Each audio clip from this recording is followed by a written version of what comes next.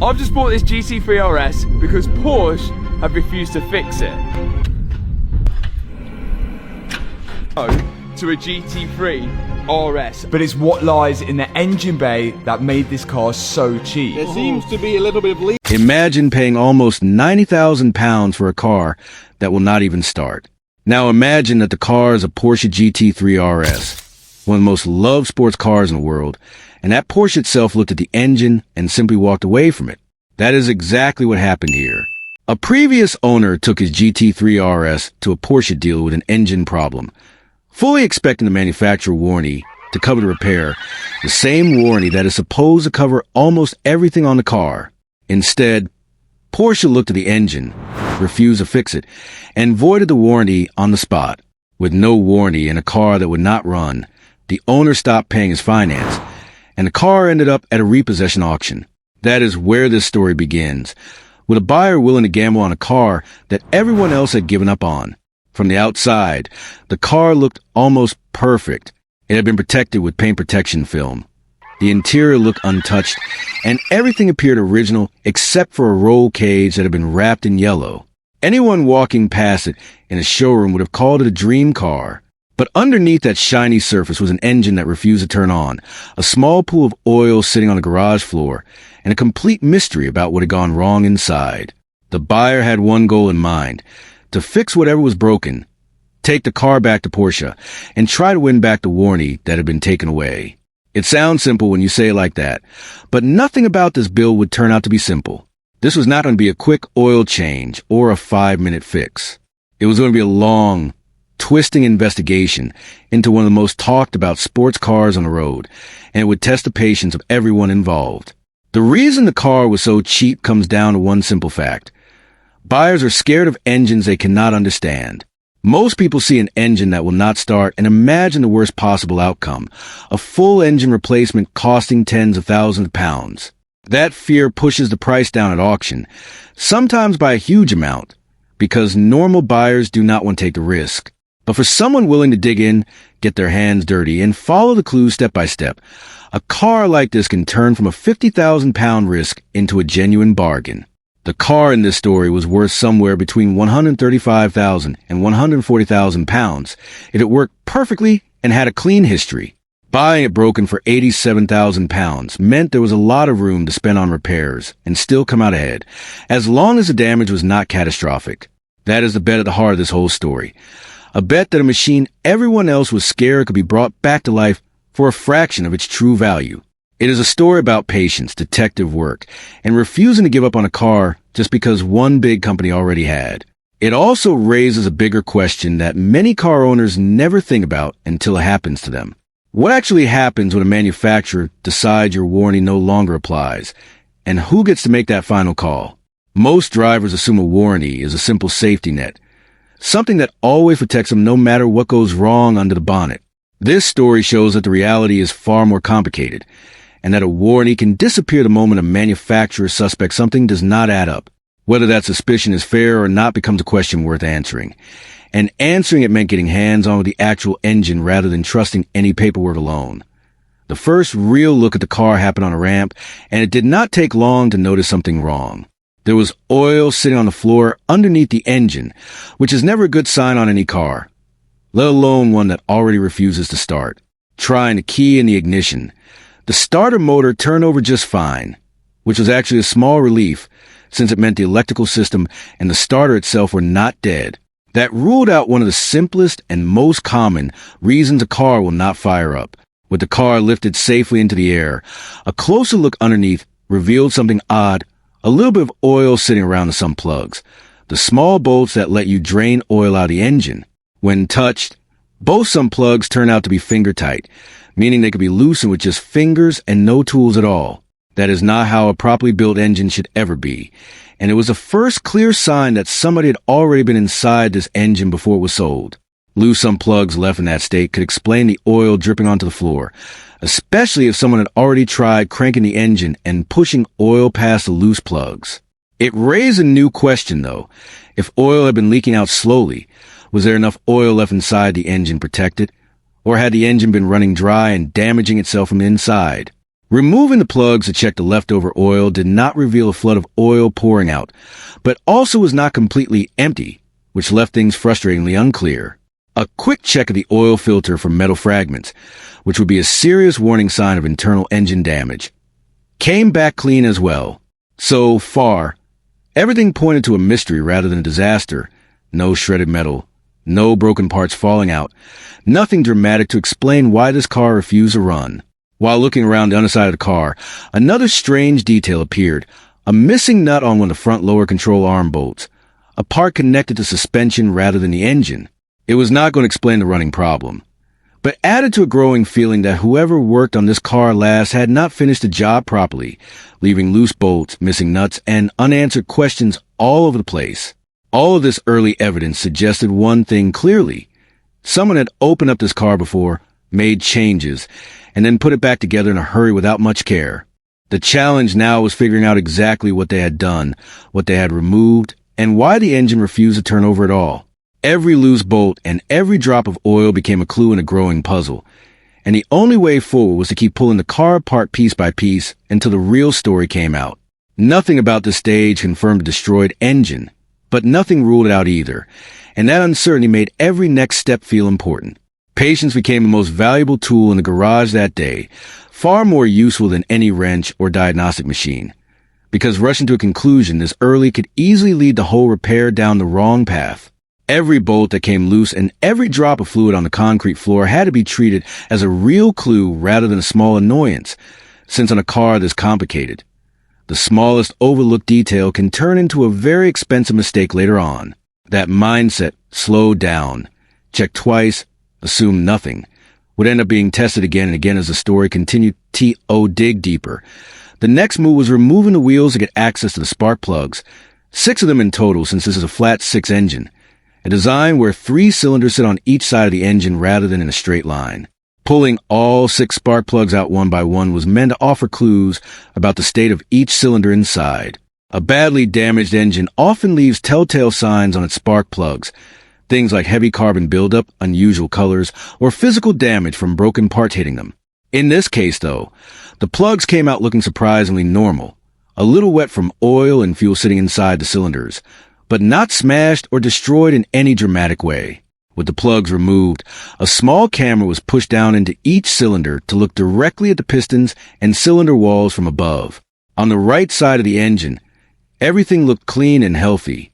On the left side, there was a small amount of oil that appeared to be passing by the piston rings, a sign of wear, but nothing that screamed catastrophic failure. At this point, calling Porsche directly for information seemed like the obvious next step, but it was already after hours, meaning the dealership was closed for the day. Rather than waiting until morning, the decision was made to keep testing and see how far the investigation could go without outside help. The next test was simple but clever. Put oil into the engine, connect a fresh battery, and try cranking the engine over with no spark plugs installed at all. Without spark plug in place, there is no compression building up inside the cylinders, which makes the engine much easier to turn over by hand or with the starter motor. If the engine still refused to turn even under these easier conditions, it would point toward a serious mechanical problem, possibly something seized or broken deep inside. If it turned freely, that would be a strong sign the internal parts were still in reasonable shape, and the real problem might be electrical or related to fuel and timing rather than a wrecked engine. Before trying this test, a brand new genuine Porsche battery was purchased, partly to rule out a weak battery as the cause, and partly because using genuine parts throughout the repair would matter later when trying to convince Porsche to reinstate the warranty. Every part swapped during this build needed to be exactly what Porsche would expect to see, because any shortcut could give Porsche a reason to reject the warranty claim all over again. With the new battery connected and the sump plug sealed back up properly, the moment of truth arrived, and everyone gathered around to watch what would happen when the key was turned. Before turning the key, there was a lot of nervous joking about what the outcome might be, with guesses ranging from a hopeful full recovery to fears of a badly damaged block hiding underneath a calm-looking exterior. That mix of hope and worry is a normal part of any big repair job, especially one where thousands of pounds and countless hours are riding on a single test. It also made the whole process feel more human, less like a clinical repair, and more like a genuine gamble that everyone involved had a stake in.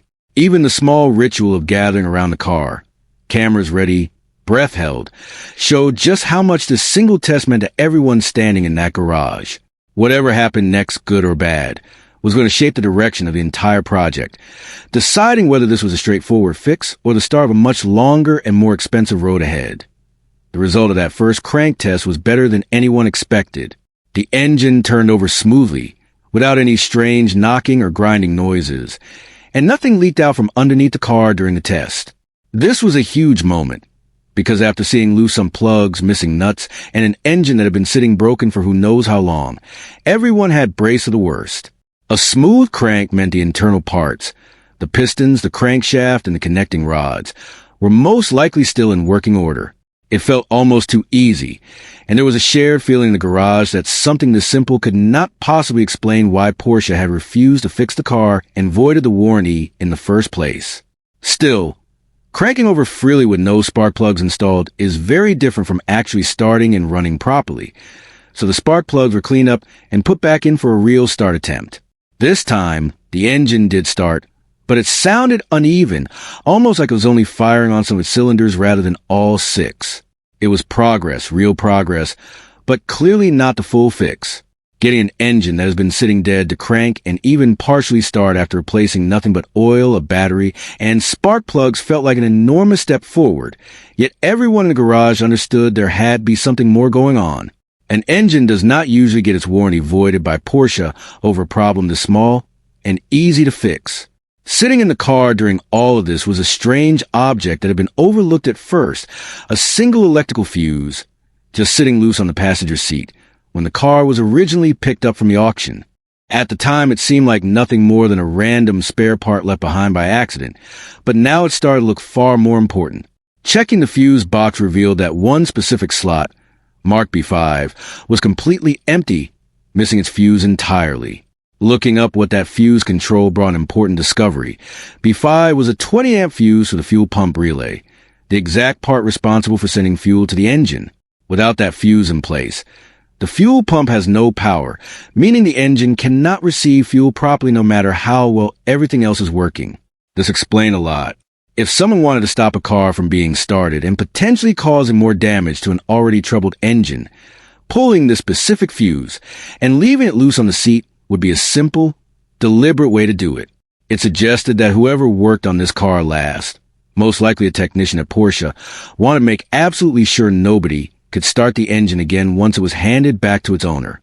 That single missing fuse turned out to be one of the most important clues in the entire investigation, connecting directly back to the mystery of why the warranty had been voided in the first place. It also showed how important it is to check every small detail on a used car, even something as tiny and forgettable as a loose part rattling around on a seat, because that tiny detail ended up unlocking one of the biggest questions of the entire build. Many buyers would have thrown that fuse in a glove box and forgotten about it completely, never realized it was the key to understanding why a healthy-looking Porsche had been abandoned by its own manufacturer. It was a small reminder that patience and attention to detail often matter far more in a car repair than expensive tools or years of formal training ever could. With the fuse pushed back into place, the fuel pump finally had power again, and it was time for another start attempt. This time the engine sounded very different, but not necessarily in a good way. A misfire became obvious almost immediately, a rough, uneven sound coming from the engine along with a flashing warning light on the dashboard, a clear signal that something was still wrong with how the engine was firing. Rather than feeling discouraged, this actually felt like real progress, because a misfire is a much more specific and solvable problem than a completely dead engine. Plugging in a diagnostic scanning tool, the kind of device mechanics use to read computer codes from a car, revealed exactly which cylinders were causing trouble. Cylinders 4, 5, and 6, all sitting on one side of the engine, were misfiring badly. On top of that, the scanning tool showed a fault with the camshaft position sensors on that same side of the engine, describing a short circuit to ground, a technical way of saying the sensor was not sending a proper signal at all. Walking around to the exhaust pipes confirmed this even further, since only one side of the dual exhaust was warm, meaning the other 3 cylinders were doing almost nothing at all, just pushing air through without actually burning fuel properly.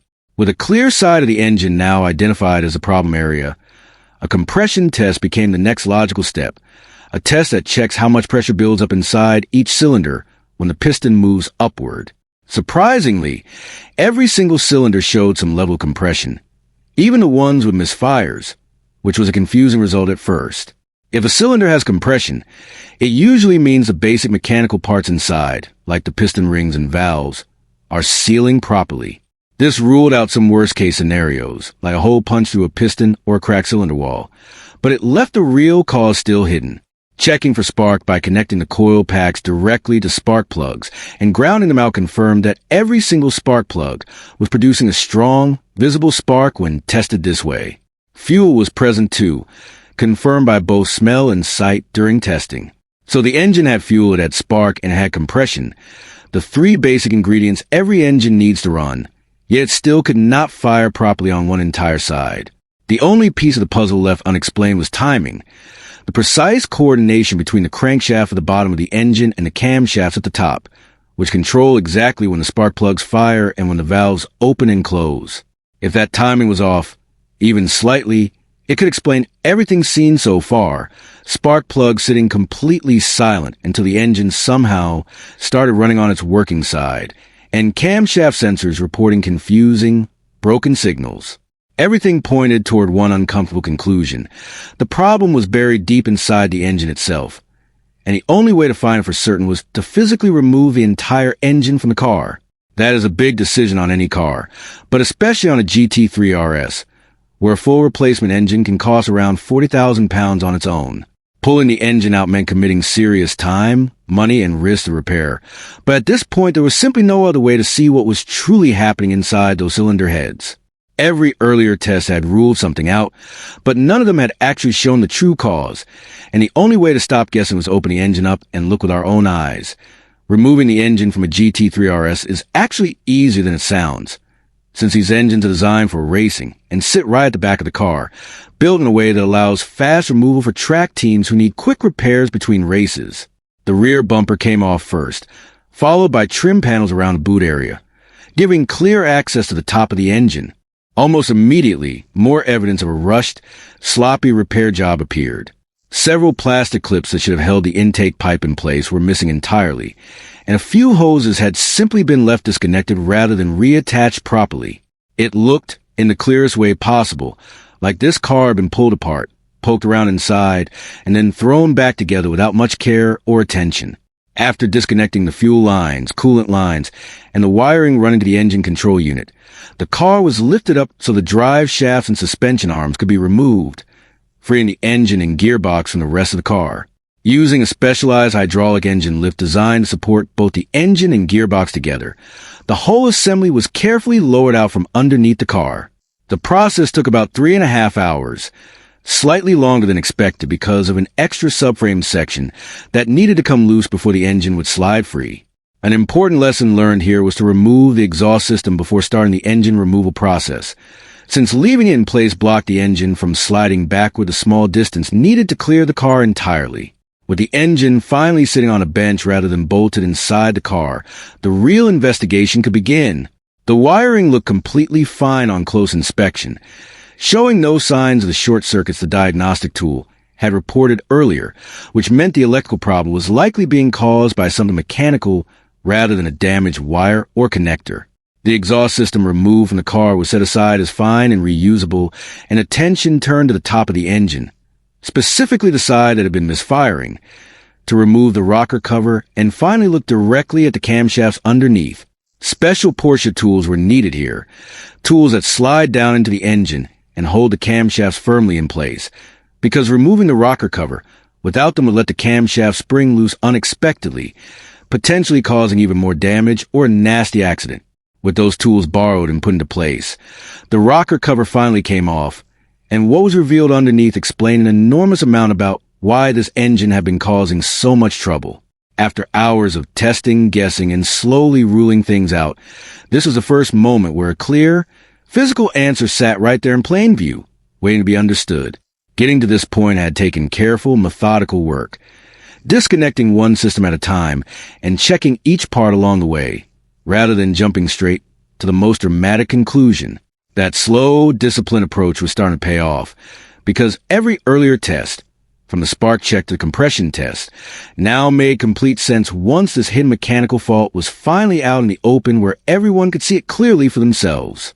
It also confirmed a suspicion that had been building since the very first inspection on the ramp, that this car had not simply broken down on its own, but had been deliberately opened up, partly repaired, and then closed back up again by someone who never intended for it to run properly afterward. What was missing turned out to be more important than what was damaged. On the intake side, small parts called finger followers, which sit between the camshaft and the valve springs and are pushed down by the rotating camshaft to open each valve at exactly the right moment, were completely absent from several positions. Without a finger follower in place, the camshaft simply spins around and around without ever pushing a valve open, meaning that cylinder receives no air and pushes out no exhaust, exactly matching the pattern of misfires seen on the diagnostic scanner earlier. This also explained the confusing compression test results from before, since with the valves never opening, each cylinder would seal itself shut and show compression, even though it could never actually run properly. It turned out that finger followers on this specific generation of GT3 RS engine are known to wear out over time, largely because of the type of material Porsche originally used to manufacture them, which can wear down faster than expected under hard use. As they wear, they can eventually break or fail outright, which is likely the very problem that brought the original owner into the Porsche dealership in the first place.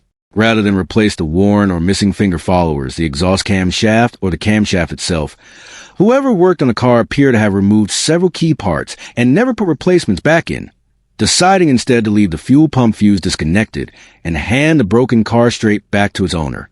On closer inspection of the camshaft lobes themselves, the curved sections designed to smoothly push those finger followers downward, some clear flat spots were visible where rounded metal should have been. A healthy camshaft lobe should be perfectly smooth and rounded, allowing valves to open and close gradually and consistently. A flat spot on that surface causes the valve to open unevenly, more like a rough on and off movement rather than a smooth motion, which at low engine speeds might barely be noticeable, but becomes a serious problem once the engine is revved harder and the valve genuinely needs to open wide and quickly. This kind of wear pattern matched known issues with this generation of engine, confirming that both camshafts and their finger followers needed to be fully replaced to fix the underlying problem correctly, rather than just patching the symptoms and hoping for the best. Interestingly, the left side of the engine, the side that had actually managed to run during earlier testing, showed the same type of wear, but to a much lesser degree, meaning it likely still had enough working finger followers to limp along, while the right side had been stripped down so much that it could not run at all. This single discovery finally connected every strange clue collected earlier in the build: the finger-tight some plugs, the missing fuse sitting loose on the passenger seat, the confusing compression readings, and the camshaft sensor faults that made no sense on their own. Once you knew parts were physically missing from inside the engine, every earlier symptom suddenly fit together like pieces of one single, coherent story rather than a random collection of unrelated problems. It also completely changed the emotional tone of the build, turning a confusing, frustrating mystery into a clear, solvable engineering task, one with a defined list of parts to source, and a proven method for putting everything back together the correct way. There was even a strange sense of relief in finally knowing exactly what was wrong, since a known problem with a known fix is always far easier to face than an engine that refuses to explain itself. With the problem finally understood, the next step was ordering every part needed to rebuild the engine properly, which came to about 5,500 pounds worth of new components, including fresh camshafts, new finger followers made from an updated and improved material, engine oil, filters, and various service parts. Interestingly, while placing this order over the phone, Porsche actually revealed the real reason the warranty had been voided in the first place, a detail that would only make full sense much later once the car was finished. The rebuild process itself required extreme precision, since even the smallest error in engine timing can cause serious damage the moment the engine is started. Working with the crankshaft locked at a very specific position known as top dead center, new finger followers were carefully placed into position, followed by the new camshaft resting directly on top of them, all held firmly in place using specialized tools borrowed for exactly this purpose.